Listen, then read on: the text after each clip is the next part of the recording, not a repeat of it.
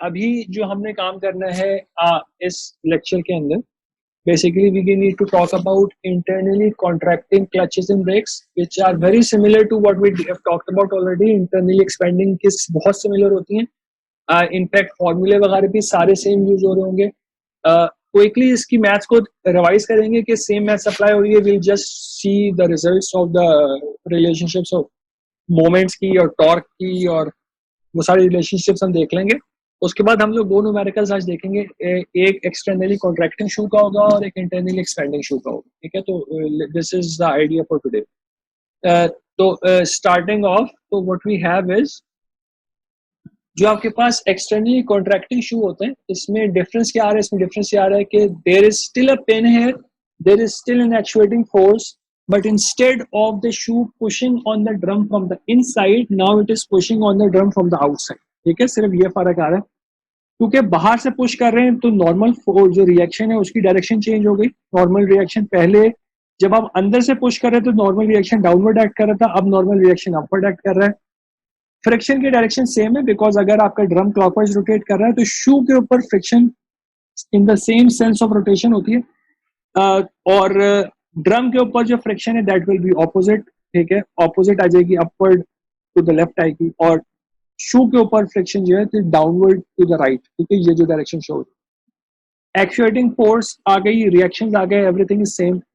Pressure की relationship same use होगी इसके अंदर, जो हमने पीछे ये हमने डिराइव भी करके देखी थी कि कैसे आ रही है. उसके बाद हमारे पास जो मोमेंट के फॉर्मूले हैं वो भी सेम रहेंगे. ये भी हमने देखा हुआ है कि कैसे आते हैं. आपके पास डिफरेंशियल मोमेंट्स, किसी भी कोई भी एक डिफरेंशियल मोमेंट ले लें, लेट्स से dn ले लें, इसका perpendicular distance from the pin वो निकाल के, and we take the integral of that entire thing on the shoe. तो शू स्टार्ट हो रहा है फ्रॉम एन एंगल θ1 और θ2 के ऊपर एंड हो रहा है, तो θ1 से लेके θ2 तक हमने इंटीग्रल की लिया हुआ है. सही है, तो हमारे पास mf और mn की रिलेशनशिप भी सेम है जो कि हमारे पास इंटरनली एक्सपेंडिंग शू की आ रही है. हमारे पास जो मोमेंट की इक्वेशन है that is also written in the same way. इसमें थोड़ी सी चीज चेंज हो रही है, वो ये हो रही है कि हमारे पास जब इंटरनली एक्सपेंडिंग शू था उस केस में जब हम क्लॉकवाइज सेंस ऑफ रोटेशन ले रहे थे, हमारे पास चूंकि नॉर्मल रिएक्शन की डायरेक्शन चेंज थी, तो हमारे पास जो सेल्फ लॉकिंग कंडीशन थी वो क्लॉकवाइज रोटेशन में निकल के आ रही. सही है, इस केस में उसका उल्टा हो जाएगा. तो लेट्स सी कि वो कैसे कंडीशन चेक कर. सेल्फ लॉकिंग की कंडीशन अगर आपने सिर्फ फिगर से चेक करनी है, उसका तरीकेकार ये होगा कि you will need to check कि जो आपके पास नॉर्मल फोर्स है और फ्रिक्शन फोर्स है, इनके मोमेंट्स जो बनेंगे अबाउट द पिन, उनकी सेंस ऑफ रोटेशन क्लॉकवाइज होगी, एंटी क्लॉकवाइज होगी, क्या होगी. बेसिकली दोनों की सेंस ऑफ रोटेशन सेम है कि ऑपोजिट है, ये चेक कर. ठीक है, तो अगर आपकी ये पिन ए है, इस पे नॉर्मल फोर्स की जो सेंस ऑफ रोटेशन बनेगी that is going to be clockwise. सही है, clockwise sense of rotation. Friction force की सेंस ऑफ रोटेशन भी क्लॉकवाइज सेम है. सेम सेंस ऑफ रोटेशन जब होती है तो सेल्फ लॉकिंग पॉसिबल नहीं होती, बिकॉज आपके पास दोनों सेम सेंस ऑफ रोटेशन है. माइनस माइनस आ गया, दोनों में क्लॉकवाइज है, दोनों को नेगेटिव ले लिया. एक्चुएटिंग फोर्स की sense of rotation anti clockwise है, इसको पॉजिटिव ले लिया. ठीक है, this should be capital F, ये मैंने स्मॉल लिख दिया गलती से, this should be capital F. This gives us F equals to mf plus mn upon c. Plus आ रहा है तो इस केस में सेल्फ लॉकिंग पॉसिबल नहीं. ठीक है, जो ये वाली कंडीशन होती है जिसमें सेल्फ लॉकिंग पॉसिबल होती है वो कब आती है? जब आपके पास इनकी सेंस ऑफ रोटेशन चेंज हो जाए. तो अगर मैं रोटेशन की सेंस चेंज कर दूंगा, मेरी फ्रिक्शन की सेंस भी चेंज हो जाएगी. तो फ्रिक्शन की जब सेंस चेंज होगी तो नॉर्मल फोर्स का मोमेंट तो क्लॉकवाइज रहेगा, बट फ्रिक्शन का मोमेंट एंटी क्लॉकवाइज हो जाएगा. ठीक है, एंड बिकॉज ऑफ दैट मेरे पास जो मोमेंट का इक्विलिब्रियम है उसमें mf प्लस हो जाएगा और mn माइनस ही रहेगा. और जब मैं इससे f निकालने की कोशिश करूंगा तो I am going to get mn minus mf upon c. तो इस पर्टिकुलर केस में व्हाट इज चेंजिंग इज कि हमारे पास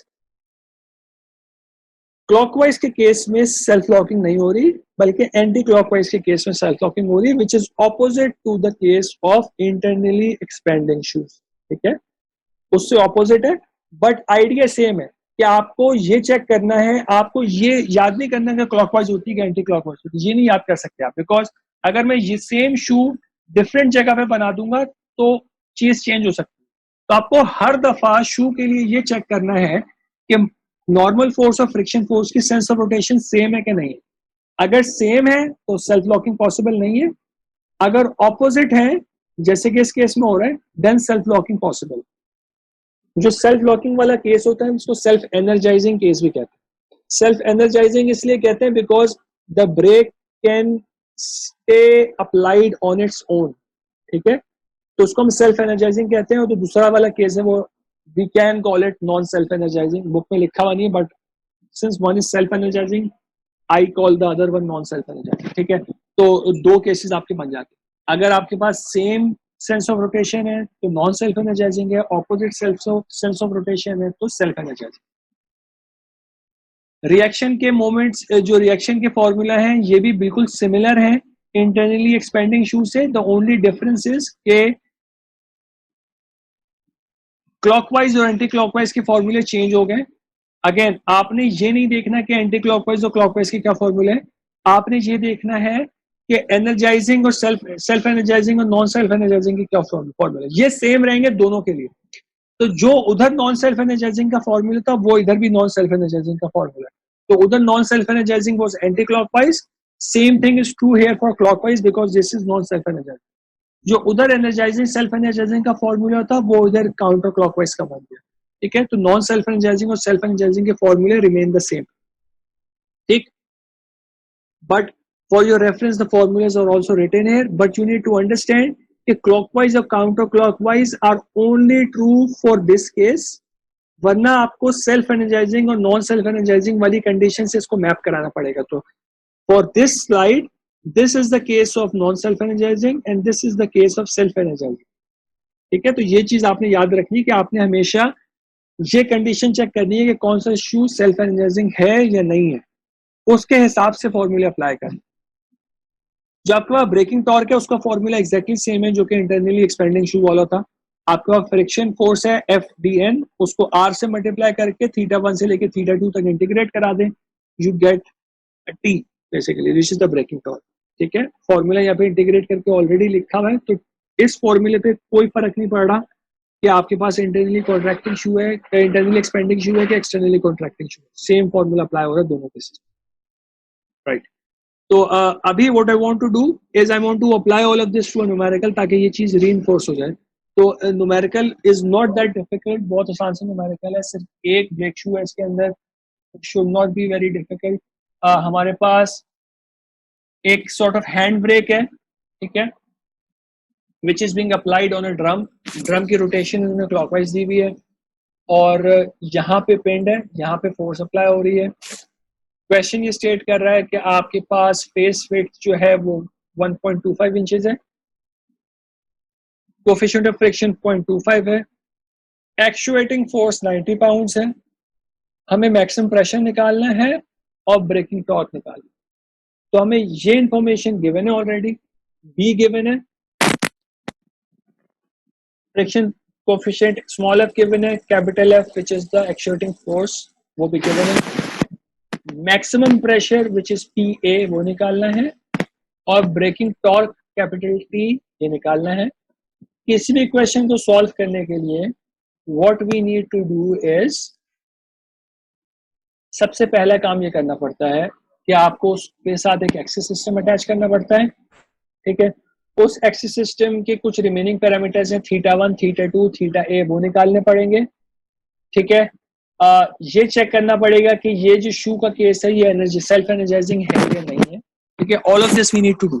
तो the first thing you need to do is you need to attach an axis system to this problem, और उसकी हमने बात की हुई है कि ये कैसे होता है। तो उसके लिए हमें क्या करना पड़ेगा, हमें एक्स एक्सिस ऐसे बनाना पड़ेगा कि वो सेंटर पे आपके एक्सिस सिस्टम का ओरिजिन हो ड्रम के सेंटर पे, और एक्स एक्सिस पास हो आपके पिन के थ्रू, सही है, और y axis will be drawn on the side of the shoe. तो x एक्सिस आपका पिन के थ्रू पास हो रहा है और y एक्सिस शू की साइड पे बनेगा। अगर आपका शू नीचे की तरफ होता है तो आपका y एक्सिस नीचे की तरफ बन जाए, ठीक है। तो this is your axis system, this is a left handed axis system. आपका लेफ्ट हैंड की फिंगर्स अगर एक्स और वाई से कर्ल करेंगे आप, तो एक्स से वाई की तरफ आपकी फिंगर्स लेफ्ट हैंड की कर्ल होंगी, तो this is a left handed axis system. But that is not an issue here, आपके फॉर्मूले अप्लाई हो जाएंगे सारे। ये इंश्योर करना होता है कि आपका एक्सिस सिस्टम में एक्स एक्सिस पिन से पास हो और वाई एक्सिस शू की तरफ बने। ये बन गया। अगला काम हमें ये करना है, हमें थीटा वन थीटा टू निकालना है। थीटा वन क्या होता है, शू के स्टार्ट से लेके एक्स एक्सिस तक का एंगल थीटा वन है, और एक्स एक्सिस से लेके शू के एंड तक का जो एंगल है दैट इज थीटा टू। तो ये जो ब्लैक लाइन पीछे शो हो रही है, this is from here to the X axis is theta one, और ये वाली जो ब्लैक लाइन पीछे शो हो रही है from here to the X axis is theta two. अब ये निकालना है, कैसे निकालेंगे?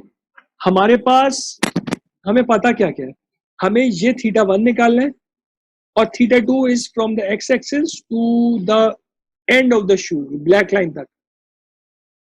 हमें कुछ एंगल्स उन्होंने ऑलरेडी गिवन है, हमें एंगल उन्होंने कौन कौन से बताए हुए, लेट्स क्लियर दिस अप। हमें उन्होंने एंगल बताए हुए हैं, हॉरिजॉन्टल से लेके शू के एंड तक का जो एंगल है दैट इज 45 डिग्रीज, और शू के स्टार्ट से लेके एंड तक का एंगल इज 90 डिग्रीज। तो ये वाला एंगल कितना बच जाएगा? This will also be 45 degrees because 90 plus 45 is 135। 180 में से 135 माइनस करा दिया आपने, तो दिस एंगल हेयर हॉरिजॉन्टल से जो शू के स्टार्ट का एंगल आ रहा है that is 45 degrees. Let's open it again.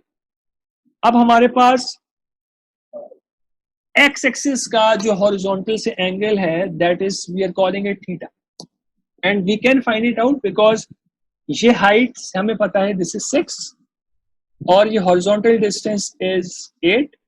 तो मेरे पास यहाँ पे जो ट्राइंगल फॉर्म होगा एक्स एक्सिस का from the horizontal and the vertical lines, इसकी बेस इज 8 और इसकी हाइट इज 6। तो this theta becomes tangent inverse 6/8। तो मैं थीटा वन निकाल सकता हूं एज 45 डिग्रीज माइनस थीटा। तो 45 डिग्रीज मेरा पूरा एंगल है हॉरिजॉन्टल से लेके शू के स्टार्ट तक का, उसमें से मैंने एक्स एक्सिस तक का एंगल माइनस करा दिया, I end up with theta one. Theta one में मैंने शू के स्टार्ट से लेके एंड तक का एंगल ऐड करा दिया, 90 डिग्रीज ऐड करा दिया थीटा वन में। तो theta one plus 90 degrees I end up with the theta two angle. तो theta 1 came out to be 8.13 and theta 2 came out to be 98.13. एक और चीज रिक्वायर्ड होती है which is the radial distance of the pin from the center of the drum. This is again directly available. 8 horizontal distance है, 6 vertical distance है, 8 square plus 6 square under root becomes 10 inches. ठीक है, तो इस point पे आके हमें सारी चीजें पता चल गई। Everything we need to actually solve this problem we know.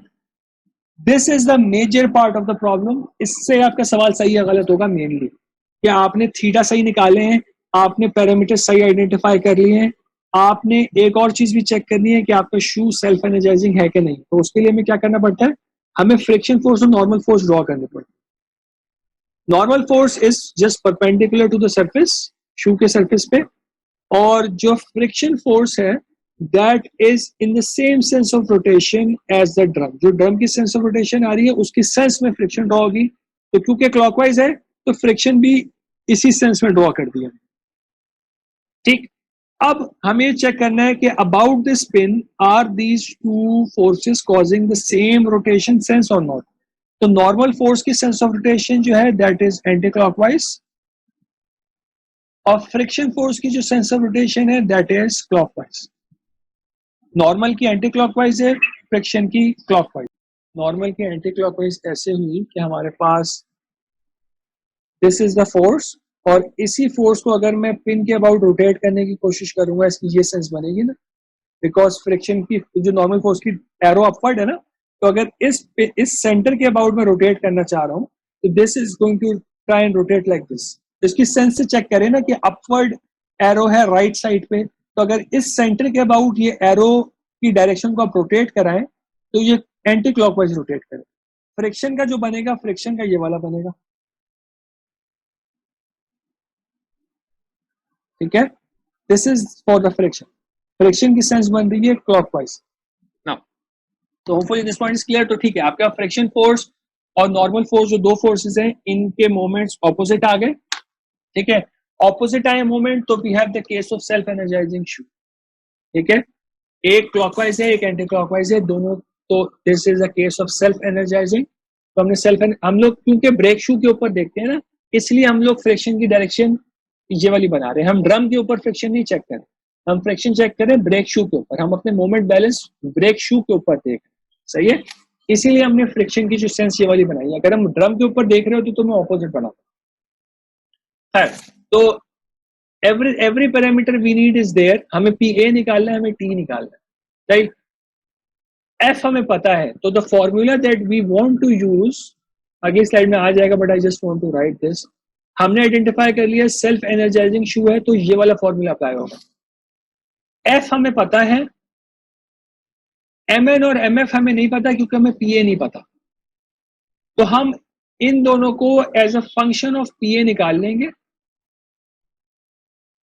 और सिर्फ एक अननोन रह जाएगा सिस्टम के अंदर, पी ए, उसको हम कैलकुलेट कर लेंगे।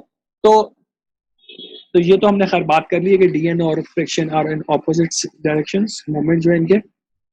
हमने, अच्छा अब क्या करना है, हमने एम एन और एम एफ को निकालना है। हमें एम एफ के लिए सारी चीजें पता है, we know small F, we know B, we know R, R is 6 given है, 6 इंचेस। ए भी हमने निकाल लिया, थीटा की लिमिट्स हमें पता है, थीटा 1 एंड थीटा 2 हमें पता है। थीटा ए हमें नहीं पता, तो थीटा ए क्या होगा।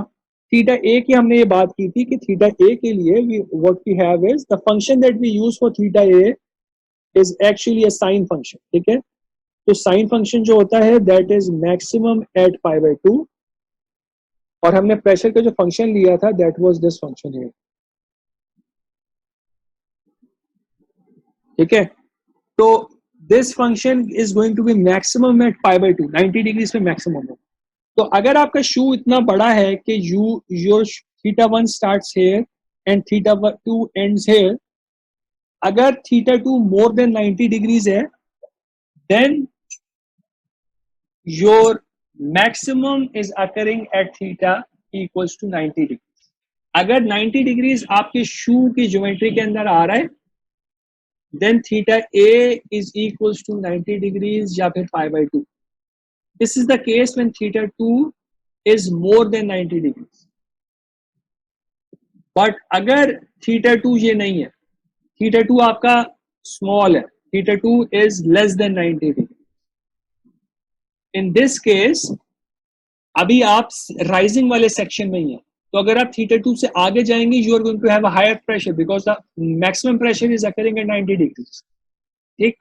तो इन दिस केस आपके शू के ऊपर, this your shoe is only this part है, in your shoe the maximum pressure is occurring at theta equals to theta 2. तो अगर आपके पास थीटा 2 लेस देन 90 डिग्रीज है, then theta A is equal to theta 2। तो ये दो conditions होती हैं जो हमें चेक करना है। अगर थीटा 2 मोर देन 90 डिग्रीज है तो थीटा ए इज 90। तो हमारे वाले केस में theta 2 we calculated it as 98 degrees, तो थीटा ए बिकम्स 90, सही है। We know everything except for P A. PA को छोड़ के सब कुछ जो हमें पता है प्लग इन कर दीजिए, पूरी integration you can get this thing done directly, calculator में सॉल्व हो जाता है। पीए को छोड़ के whatever is left put it in a calculator, get it directly, you get MF as a function of PA. PA को छोड़ के बाकी सारी चीजें नंबर्स में, पूरी चीज कैलकुलेटर में सॉल्व हो जाएगी, ठीक। Same thing we need to do for MN, सही। पीए को छोड़ के everything else is known, solve it. Theta A 90 degrees था तो हमारे पास साइन 90 बिकम्स 1, ये मैंने चीज रिपीट नहीं की थी, बट थीटा ए 90 डला हुआ है, that is why this is 1। MF और एमएन हमारे पास निकल के आ गए in terms of P A. We can write the moment balance, हमारे पास this thing we usually write like this, तो आप इसी फॉर्म में लिख दीजिए, सही है। एमएन और एमएफ हमें पी ए की फॉर्म में पता है, कैपिटल एफ हमें पता है, C is the perpendicular distance of the actuating force from the pin. Pin ये है, this is the pin, this is the actuating force, perpendicular distance is this distance here which is 8 plus 12 20, ठीक है। तो F is 90 C is 20, Mn और Mf as a function of Pa डल गए, ठीक है. Only one unknown is in the equation, that is Pa. You can solve for Pa. ठीक, Pa पता चल गया. दूसरा पार्ट था क्वेश्चन का, T निकालना. T निकालने के लिए the formula is directly there. इसमें तो इंटीग्रेशन भी नहीं करनी, T का फॉर्मूला डायरेक्टली गिवन होता है. Everything is known now. Small f is known, cap Pa is known, B is known, R is known, theta 1, theta 2 is known, theta A is known. Everything is known in the system. You just need to plug everything in and get the answer. ठीक है. तो this is basically it. ये वाला numerical complete हो गया. Let's continue forward. अगला numerical देखते हैं. किसी भी क्वेश्चन को अटेम्प्ट करते हुए आपको ये आइडेंटिफाई करना है कि वो कौन सी टाइप का सिस्टम है. इस क्वेश्चन में लिखा हुआ है, but even from the schematic you should be able to tell. तो बेसिकली क्या हो रहा है हमारे केस में, हमारे इस वाले केस में what we can identify is कि हमारे पास इंटरनली एक्सपेंडिंग शूज है, because the shoes are inside the drum. सही, क्वेश्चन में लिखा हुआ भी है वैसे. ही क्वेश्चन हमें ये कह रहा है कि there is a 400 mm diameter brake drum with 4 internally expanding shoes. There are 4 shoes in the system. 2 pins हैं A और B. हर पिन 2-2 शूज को सपोर्ट कर रहे हैं. ठीक है. चारों पिन्स के ऊपर the force acting on the pins is the same. ठीक है. तो F is the same for all 4 pins. उसके बाद हमें विड्थ ऑफ द शूज पता है 75 mm. कोफिशिएंट ऑफ फ्रिक्शन पता है, मैक्सिमम प्रेशर पता है. ठीक है. This question is very similar to the example that we did. The only difference is कि नंबर ऑफ शूज इसमें बढ़ गए. राइट. हमें एक्चुएटिंग फोर्स F निकालनी है, ब्रेकिंग कैपेसिटी निकालनी है. ब्रेकिंग कैपेसिटी ये होती है कि सारे शूज के टॉर्क्स का sum, the total braking torque is known as a braking capacity. ठीक है. और हमें हिंज पिन के रिएक्शंस निकालने हैं. इसका स्टेटमेंट का मतलब क्या है कि नोटिंग दैट द रोटेशन में occur in either direction. Will talk about this when we discuss this part. ठीक है. तो हमें ये 3 पार्ट्स करने हैं. सारी चीजें, बहुत सारी डायमेंशन उन्होंने ऑलरेडी लिख के दे दी. For example A is 150 mm, C is 165 mm, R is 200 mm. एक डिस्टेंस D जो है वो भी हमें बताया हुआ है 50 mm. B क्वेश्चन के अंदर रिटन था 75 mm.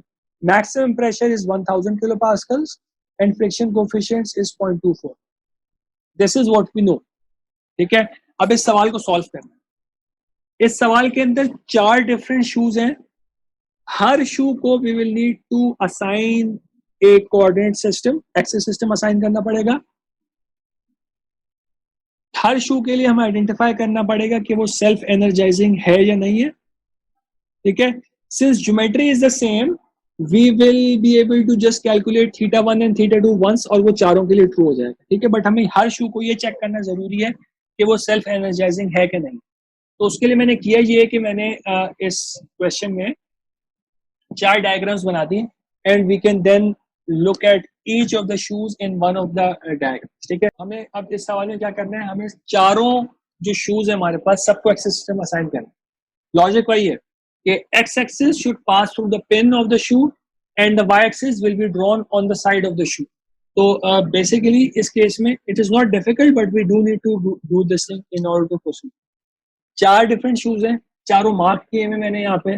किस शू की बात हो रही है, तो for example this top right shoe, इसकी pin is B, so the x axis passes through B and y axis is on the side of the shoe. शू ऊपर की तरफ है तो y axis ऊपर की तरफ. इसी के साथ में एक और शू है, दिस वन. ठीक है. ये यहाँ पे ड्रॉन है, पिन सेम है तो x axis is the same. x axis passes through the pin, but since the shoe is on the lower side तो y axis नीचे की तरफ.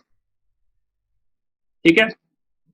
इसी लॉजिक को यूज करते हैं उन्होंने बाकी दोनों शूज के भी एक्सिस सिस्टम असाइन कर दिए. ठीक. तो this is what we are doing. हमने चारों शूज के एक्सिस सिस्टम असाइन करने थे, हमने कर दिए. उसके बाद we need to find out कि इनमें से कौन से शूज सेल्फ एनर्जाइजिंग है और कौन से शूज सेल्फ एनर्जाइजिंग नहीं है. इस क्वेश्चन के अंदर उन्होंने हमें कोई डायरेक्शन नहीं दी हुई. ठीक है. कोई भी डायरेक्शन नहीं दी हुई तो we can assume a direction because this is a symmetric system. अगर मैं डायरेक्शन चेंज कर दूंगा तो ऐसा नहीं होगा कि मेरे नंबर ऑफ शूज जो कि सेल्फ एनर्जाइजिंग वो चेंज हो जाए, सिर्फ कौन सा शूज सेल्फ एनर्जाइजिंग है कौन सा नहीं है, that is going to change अगर मैं डायरेक्शन अपनी रोटेशन की चेंज करता हूं। तो this whenever you have a symmetric arrangement you don't need to worry about कि कौन सी रोटेशन लेनी है आपको। तो हम कोई एक सेंस ऑफ रोटेशन अज्यूम कर लेंगे, तो we have assumed that the drum is rotating clockwise which is true for the case जिसके हमने फॉर्मूला ड्राइव किए हैं। तो this is easy for us, ठीक है। सेम सेंस ले ली जिस तरह हमने अपने डेरिवेशन में किया था, क्लॉकवाइज सेंस ले ली ड्रम की। इस सेंस के लिए जो पहला शू है उसके ऊपर मैंने यहाँ पे नॉर्मल फोर्स और फ्रिक्शन फोर्स अप्लाई कर, ठीक है। अगेन फ्रिक्शन फोर्स शू के ऊपर शो कर रहे हैं, जब ब्रेक शू के ऊपर फ्रिक्शन फोर्स शो कर रहे हैं ये ड्रम की रोटेशन की डायरेक्शन में शो हो रही है। ड्रम के ऊपर जो फ्रिक्शन फोर्स होगी वो ऑपोजिट होगी। Normal force is just perpendicular to the surface of the shoe, सही है। इस पिन के अबाउट अगर मैं इनके सेंस ऑफ रोटेशन को देखूं, तो if I look at the sense of rotation of F, F की sense of rotation is clockwise, ठीक है ना। और अगर मैं नॉर्मल फोर्स की सेंस ऑफ रोटेशन देखूं तो दैट इज एंटी क्लॉकवाइज, तो दिस इज ऑपोजिट, ठीक है। ऑपोजिट वाले जो होते हैं that is the case of self energising.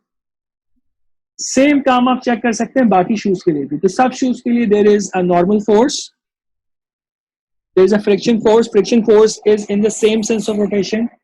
अगर ड्रम क्लॉकवाइज रोटेट कर रहा है in the same sense of rotation सबके ऊपर फ्रिक्शन फोर्स अप्लाई हो गई। Normal force is just perpendicular to the surface.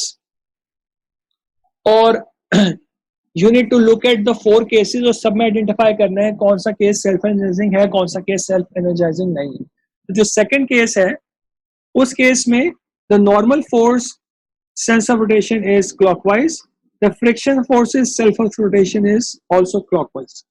दोनों के सेंस ऑफ रोटेशन क्लॉकवाइज, सही। जो ये वाला केस है आपके पास तीसरा केस है, this one here, this case pin is A, this is the pin, friction force की sense of rotation is clockwise, normal force की sense of rotation is clockwise। चौथे केस में आ गए, चौथे केस में pin is still A, this is the pin, normal force की sense of rotation is anti-clockwise, friction force की sense of rotation is clockwise, ठीक है। तो what we get is two of the shoes इनके अंदर sense of rotation opposite है और 2 shoes हैं इनके अंदर सेंस ऑफ रोटेशन सेम है, सही है। तो ये चीज हमें पता चल गई, this is going to help us in the solution. Since the geometry is the same, आपको चारों शूज सॉल्व करने की जरूरत नहीं है, आप 2 शूज को साथ सॉल्व करेंगे यानी कि 2 के रिजल्ट सेम आएंगे। जिनमें सेंस ऑफ रोटेशन ऑपोजिट है उनके रिजल्ट सेम आएंगे, जिनमें सेंस ऑफ रोटेशन सेम है उनके रिजल्ट सेम आएंगे, ठीक है। तो this one and the fourth one, these 2 are same, and this lower right one and upper left one, these are same. तो इन दोनों के रिजल्ट सेम आएंगे और इन दोनों के रिजल्ट सेम, ठीक है। तो हमें इस तरीके से सॉल्व करना। क्वेश्चन में let's go back and just review the question for a bit. Question हमें ये कह रहा है कि हमें मैक्सिमम प्रेशर पता है और एक्चुएटिंग फोर्स निकालनी है। हमने जो एग्जांपल की थी 16-2 उसके अंदर हमने ये चेक किया था कि जो शू सेल्फ एनर्जाइजिंग होते हैं उनके ऊपर ज्यादा प्रेशर एग्जिस्ट करता है। तो the maximum pressure that is given to us this Px, this is going to exist on the shoes which are self energizing। तो maximum pressure किधर किधर exist करेगा? maximum pressure is going to exist on this top right shoe and the bottom left shoe। इन दोनों को आपने बार बार solve नहीं करना, आप एक दफा सॉल्व करेंगे वो सॉल्यूशन दोनों के ऊपर मिलेगा, ठीक है। तो θ1 θ2 निकाल लेते हैं। θ1 θ2 कैसे निकलेंगे? एक्स एक्सिस से शू के स्टार्ट तक का distance is given as 10 degrees. अगर मैं पहले शू के फॉर्म में देख लूं, because the shoes geometry are same, तो एक के ऊपर सॉल्व करेंगे वो चारों के ऊपर वैलिड होगा। θ1 is 10 degrees, θ2 is from the x-axis to the end of the shoe, which is basically ये 90 degrees है। उसमें से अगर मैं 15 degrees माइनस करा दूं तो I am going to get this entire angle. तो theta 2 is 90 minus 15, 75 degrees. Theta A becomes 75 degrees since theta 2 is less than 90. ठीक है, तो थीटा 1 पता चल गया, थीटा 2 पता चल गया, थीटा A पता चल गया.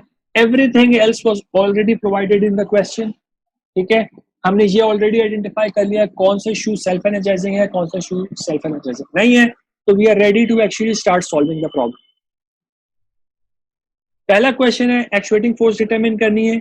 सेल्फ एनर्जाइजिंग वाले फॉर्मूले यूज होंगे. ठीक है, तो मोमेंट का फॉर्मूला सेम रहता है, एमएफ और एमएन निकालें, फॉर्मूले सेम है.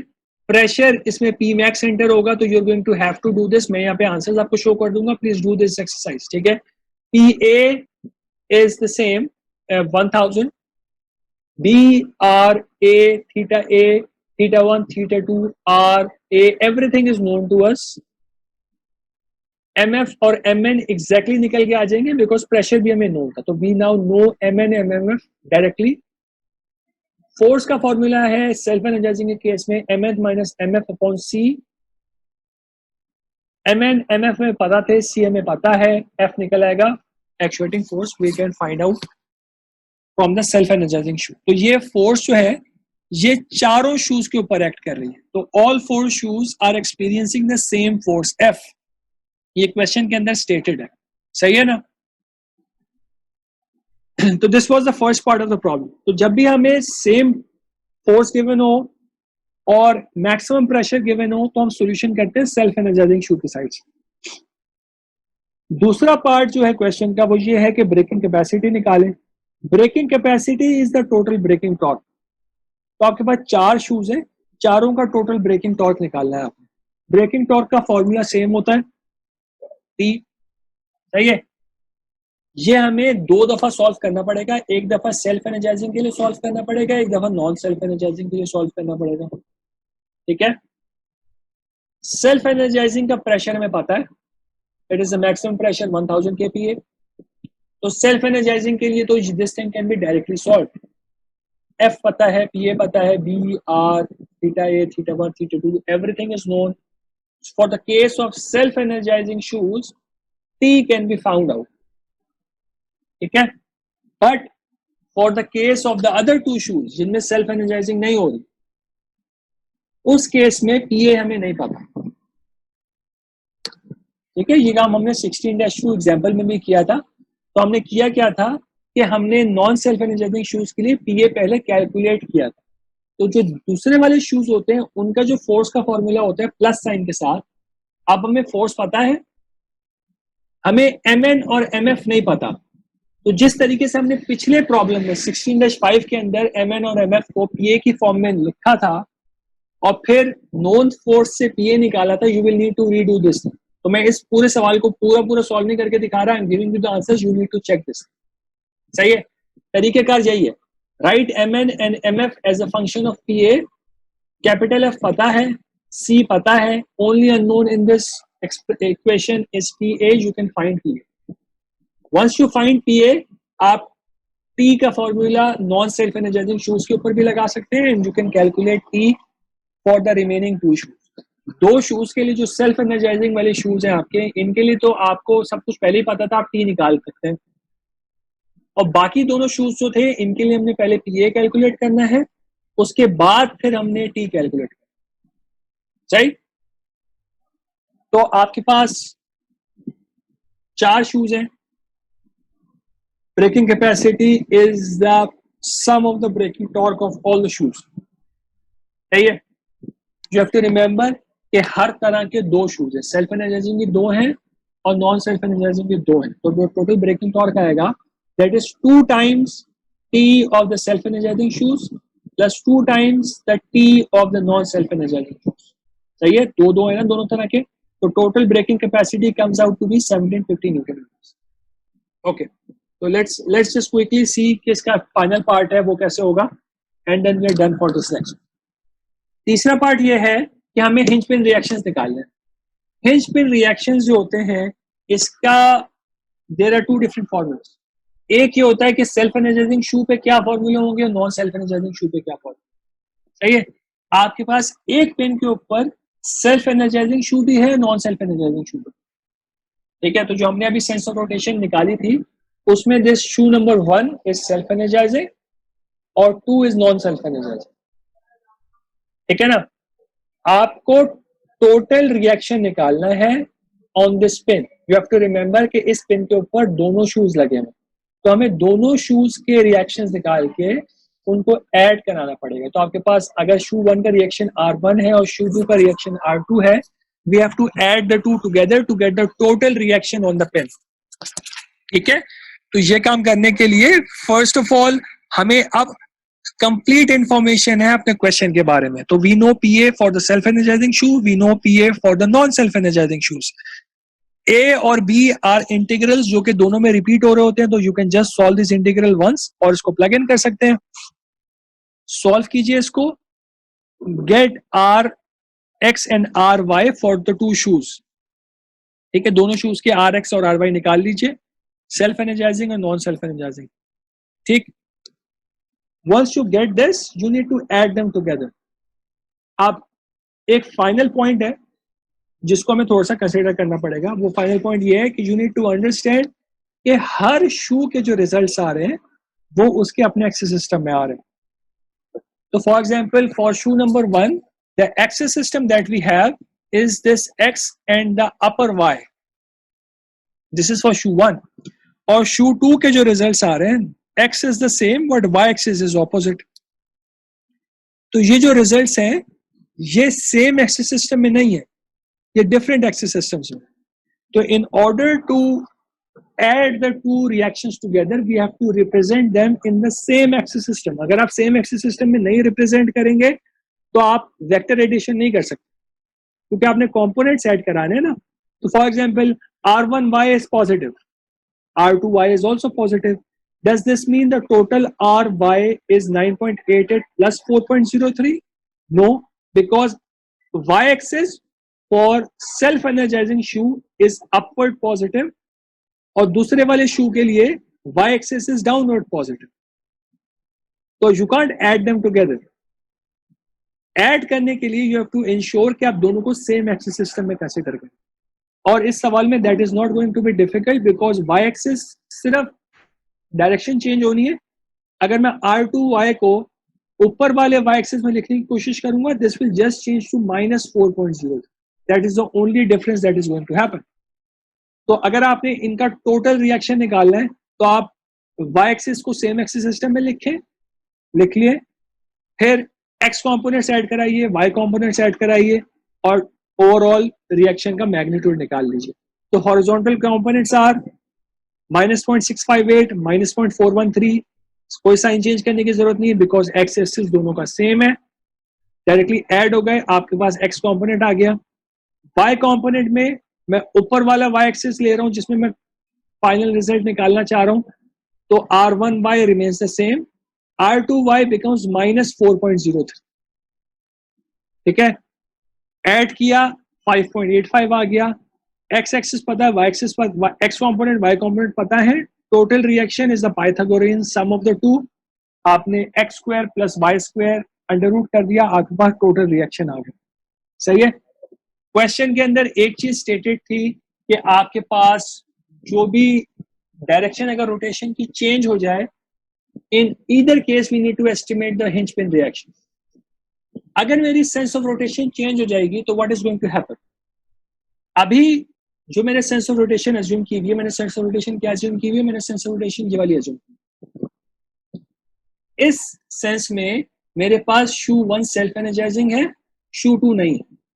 अगर मैं अपनी सेंस ऑफ रोटेशन चेंज कर दूंगा तो शू 2 सेल्फ एनर्जाइजिंग हो जाएगा और शू 1 नहीं होगा। ठीक है, that's is the difference that is going to happen. मेरे पास जो सेल्फ एनर्जाइजिंग शू है that is going to change, but pin के ऊपर उस कंडीशन में भी एक शू सेल्फ एनर्जाइजिंग होगा और एक नहीं होगा। ठीक है, you can check this if you want, but that is going to happen. तो जो टोटल रिएक्शन है that is still going to remain the same, because अभी भी एक सेल्फ एनर्जाइजिंग शू है, एक नहीं है। रोटेशन चेंज करके भी एक शू सेल्फ एनर्जाइजिंग होगा, एक नहीं होगा। तो even if you reverse the direction you are going to get the same reaction. तो ये जो स्टेटमेंट लिखी हुई है, you need to understand that this does not really affect you, because